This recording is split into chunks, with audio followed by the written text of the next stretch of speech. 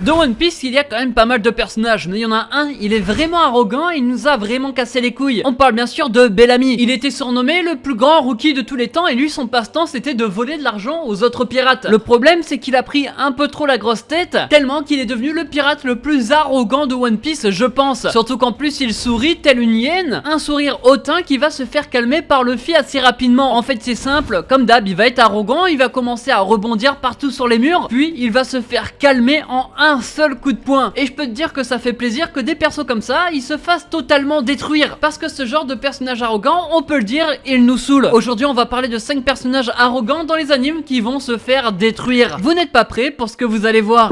Elle va se faire tuer plusieurs fois. Dans Mahuga Queen, il y a quand même pas mal de personnages arrogants. Et la plupart du temps, ce genre de personnage, il faut surtout pas qu'ils s'en prennent au perso principal. Pour comprendre, je vais vous expliquer le contexte. Anos a un roi démon qui a décidé de mourir pour se réveiller plus tard. Sauf que lorsqu'il va se réincarner, il va se rendre compte qu'il y a quand même quelque chose qui se passe sur le trône. En effet, quelqu'un a pris la place du roi et a comploté derrière. Mais heureusement que le perso principal va s'en occuper. Il veut quand même redevenir le roi démon parce que c'est l'ancien roi démon et le plus puissant. Donc il va rejoindre une académie qui est faite pour ça. Le problème, c'est que dans cette académie, il y a des sangs mêlés et des sangs purs. Les sangs purs, c'est ceux qui sont descendants de lignée royale, et les sangs mêlés, c'est les autres. Généralement, ceux qui sont de sang royal, eux, n'aiment pas du tout les autres. Ils leur crachent littéralement dessus, il y a un peu de discrimination derrière. Emilia Ludwell, c'est d'ailleurs la professeure principale de Anos, le perso principal de cette académie. Elle est de sang royal et elle déteste ceux qui sont de sang mêlé. D'ailleurs, elle n'hésite pas à les insulter de sales mendiants cherchant des restes de ses cours. Ouais, c'est quand même bizarre. D'ailleurs, elle pouvait blesser ce genre de personnes, voire les tuer, ce qui va poser problème quand elle va croiser la route de Anos, un élève de sang mêlé qui en plus est vraiment le véritable roi démon. Elle va quand même tenter de lui mettre des bâtons dans les roues en lui volant son épée avant le tournoi, ou quand elle a tenté de ruiner le score parfait d'Anos pendant l'examen du donjon. Ça aurait pu s'arrêter à là, sauf que ça ne va pas s'arrêter là. Elle va même tenter de tuer la mère d'Anos. Et ça, c'était la plus grosse erreur de sa vie. Bien évidemment, Anos va intervenir et va totalement la détruire. Faut dire les termes, Emilia, c'est son goûter. Il va aussi la tuer, mais vu qu'il est sympa, il va la faire respawn ou revivre pour les non-geeks, mais avec un léger détail différent. Cette fois-ci, elle va se faire réincarner en démon de sang mêlé. Une bonne morale pour elle, parce que plus tard, elle va se rendre compte qu'elle avait tort depuis le début, qu'elle n'aurait pas dû être comme ça avant, parce que maintenant, elle subit ce qu'elle faisait subir aux autres. Il faut pas faire aux autres ce qu'on n'aimerait pas qu'on nous fasse pas. Non, il faut faire aux autres ce qu'on n'aimerait pas qu'on nous fasse pas. Non, attends. Il faut faire ce que tu aimerais... pris par son propre jeu. Tomodachi Game, cet anime et manga masterclass. Si vous l'avez manqué, je vais quand même vous dire le synopsis parce qu'il est un peu moins connu. On suit l'aventure de Yushi, un lycéen plutôt fauché qui a quand même réussi à participer à des fonds pour un voyage scolaire. Et ça, c'est parce qu'il a travaillé à côté. Mais le problème, c'est que ça n'aura servi à rien parce que son professeur va lui annoncer que les 20 millions de yens ont été volés. Mais on sait pas par qui. Le sent même, Yushi, le perso principal et ses amis vont se faire agresser par un inconnu. Ils vont se réveiller dans une pièce fermée avec une mascotte, Manabu, qui va leur annoncer qu'ils sont tous endettés et qu'ils vont devoir jouer à un jeu où mentir sera la clé. Leur amitié va-t-elle survivre à ça? Tu vas le savoir que si tu regardes cet anime. Dedans, on a Yushi Katagiri, le perso principal, qui, au cours de l'histoire, va se révéler être quelqu'un de très important, aussi très intelligent, mais aussi un psychopathe. Le gars aime manipuler les gens pour parvenir à ses fins, et la plupart du temps, il y arrive. En sortant du jeu, une amie à lui va se faire kidnapper par un gars. Il s'appelle Kuroki, et lui, c'est le chef d'un gang. Arrogant, cruel, la seule chose qui l'attire, c'est le malheur des autres. Lorsque le perso principal va tenter de sauver son ami, il va lui proposer un marché. La fille devra subir des choses, et si elle ne peut pas, en fait, ça va être le perso principal qui va les subir à sa place. Il rigolait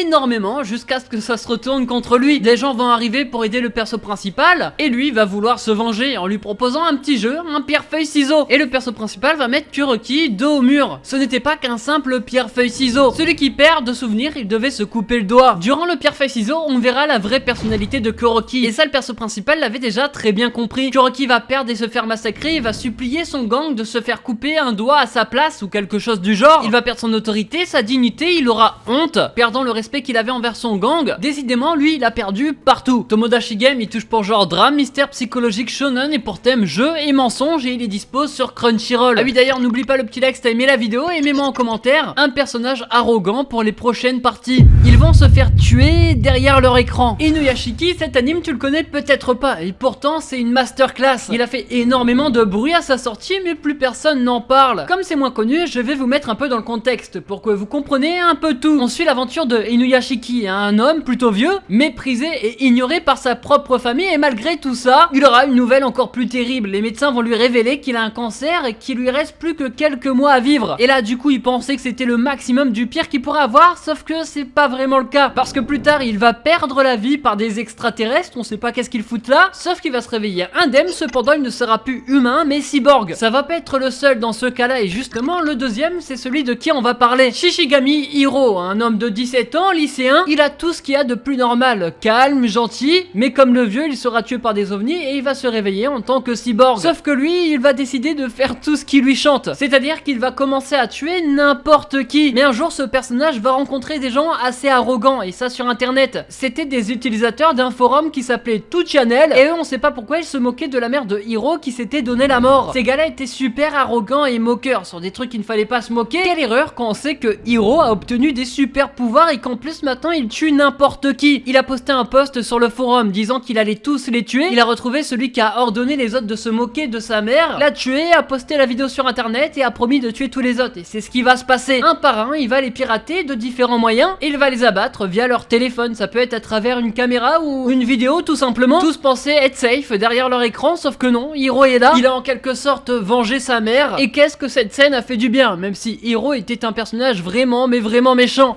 Le plus grand héros de tous les temps. One Punch Man, j'espère que tout le monde connaît. Ça nous parle de Saitama, l'homme le plus fort du monde, alors qu'il n'a pas de pouvoir et ça... juste parce qu'il s'est entraîné. Dans la saison 1 de cet anime emblématique, cette masterclass, que dis-je, ce poulet j'en pleure devant carrément. On espère la saison 3 très rapidement. Dans l'anime, on voit un méchant qui s'appelle Sea King, le roi de la mer, à ne pas confondre avec le roi de la merde. Lui, il veut s'emparer de la surface de la terre, il veut devenir le roi de la terre. Tellement arrogant qu'il se sentait supérieur. Pour eux, les habitants, les humains, c'était de la nourriture. En bref, il est au sommet de la pyramide. Quand il est arrivé sur Terre, il avait raison d'être arrogant, parce qu'il s'est quand même pris pas mal de super-héros et il a toujours gagné. Je compte d'ailleurs 5 victoires en 2 épisodes. Il a pris Genos, il l'a malaxé comme pas possible. Genos à chaque fois il se fait défoncer, on sait pas pourquoi. Tous les gens, les citoyens qui voyaient ce combat se sentaient perdus. Pour eux, si Genos n'arrivait pas à battre le roi de la mer, personne ne pourrait le battre. C'est quand même un gars de rang S. Heureusement que Roulette Rider, le meilleur perso de cet anime, arrive et redonne espoir avec un beau discours à tout le monde, avant de se faire également malaxer par le roi de la mer. Le truc qui est chiant, c'est qu'à chaque fois qu'il gagne, son ego augmente et il est de plus en plus chiant. C'est là que Saitama va arriver. Le méchant lui va frapper de toutes ses forces, mais malheureusement c'est Saitama en face de lui. Il était arrogant avec pas mal de monde, sauf qu'il a rencontré la mauvaise personne. Tout le monde va se moquer du coup du méchant en disant qu'il a perdu contre un random, un super héros plutôt nul. Saitama, comme ça un bon, il va dire qu'il avait beaucoup de chance et que le méchant était déjà bien amoché. Il aura donc comme d'hab aucun mérite derrière, et ça me plaît pas du tout hein. C'est trop frustrant quand tu regardes One Punch Man. Le héros le plus arrogant, tout anime confondu, Death Note. Et là vous l'avez compris, on va parler de Light Yagami. J'étais obligé de le mettre dans un des épisodes. Pour ceux qui connaissent pas, Light Yagami va tomber sur un Death Note, lui permettant de tuer n'importe qui, à la condition de connaître son visage, son nom, prénom et d'écrire sur le Death Note la façon dont il va mourir. Le Death Note appartient à un Ryuk, un Shinigami qui va l'accompagner pendant toute son histoire, parce qu'à la fin il a quand même pour but de le récupérer. Mais grâce au Death Note, Light Yagami va pouvoir faire sa propre justice, tuer tous ceux qui le méritent entre guillemets, pour que la criminalité n'existe plus. Forcément, tuer des gens c'est méchant et c'est pour ça qu'il va être recherché par la police, plus particulièrement par elle, un personnage très intelligent avec qui il va mener d'ailleurs une bataille psychologique, bataille qu'il gagnera parce que elle va tomber face au Death Note de Light Yagami. Si je vous en parle, c'est parce que Light est la définition parfaite de l'arrogance. Dès qu'il a obtenu le Death Note, il se sentait supérieur aux autres. Il va prendre la grosse tête, on peut se le dire. Qui ne l'aurait pas pris avec un tel pouvoir entre les mains? Et ça, il va nous le prouver à maintes reprises. Lorsqu'il a réussi à tuer elle, il va ensuite aller sur sa tombe et va lui dire qu'il est bien meilleur que lui, nous créant ainsi une scène emblématique dans Death Note, qui a d'ailleurs percé sur TikTok. Mais toute bonne chose a une fin, et la fin va commencer lorsque des gens vont reprendre le flambeau de elle. Il y aura également et encore une bataille psychologique, mais là, on voit que Light fait confiance à trop de personnes, ou quelques personnes qui vont le nuire. À cause de tout ça, il va être dos au mur. Il va se faire quasiment arrêter, il ne peut plus rien faire face à la police, mais aussi à ceux qui ont pris le flambeau de elle. Light va toujours garder ce personnage personnage qui était Kira. Il restera l'homme arrogant qu'il était, va se prendre une balle et va tenter de s'enfuir, sauf que malheureusement son destin est déjà tout tracé. Il va s'allonger sur des marches qu'il n'arrivera pas à franchir. C'est une scène symbolique nous montrant qu'il n'a pas réussi à faire ce qu'il voulait faire et va ensuite mourir par Ryuk avec son nom inscrit dans le Death Note. Le personnage le plus arrogant, tout anime confondu, va mourir tout seul avec personne sur qui compter. Mais moi, ton personnage arrogant préféré en commentaire, c'est super important pour les prochains épisodes. Je vous ai parlé de 5 personnages arrogants dans les animes qui se sont fait juste détruire. N'oublie pas le petit like si t'as aimé, ça fait plaisir et ça aide beaucoup. Et nous on se retrouve dimanche prochain comme d'hab. C'était Rush Manga, allez, ciao, bye bye.